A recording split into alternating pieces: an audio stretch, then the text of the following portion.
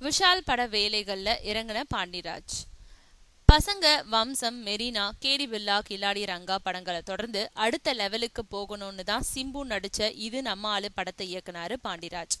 அதோடு அந்த படத்துக்கு ஏதாவது ஒரு வகையில எதிர்பார்ப்பை ஏற்படுத்தணுன்றதுக்காக சிம்புவோட முன்னாள் காதலியான நயன்தாராவையே அவருக்கு ஜோடியா நடிக்க வச்சாரு.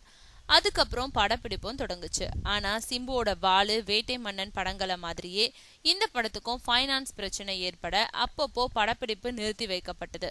இதனால திட்டமிட்டபடி படப்பிடிப்பை நடத்த முடியாம தடுமாறினாரு பாண்டிராஜ். ஒரு கட்டத்துல வாலு பட வேலைகள்ல சிம்பு தரப்பு இறங்கிட்டதுனால பாண்டியராஜும் சூர்யா தயாரிப்புல ஹைக்கூ படத்தை இயக்க போனாரு.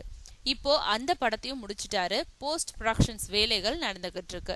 இந்த நிலையில விஷால வச்சு கதகளின்ற தன்னோட அடுத்த படத்தையும் தொடங்கிட்டாரு பாண்டியராஜ். பாயும் புலி படத்தை முடிச்ச சில வாரங்கள்லயே இந்த படத்தோட படப்பிடிப்புல கலந்துக்கிட்டாரு விஷால்.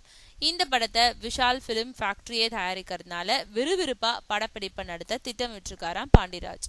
அதனால வாலு இன்னைக்கு ரிலீஸ் ஆக இருக்கும் நிலையில அடுத்தபடியா சிம்பு இது நம்ம ஆளுக்காக தயாரானாலும் விஷால் படத்தை முடிச்ச பிறகுதான் பாண்டியராஜ் அந்த பட வேலைகள்ல ஈடுபடுவார்னு தெரியுது.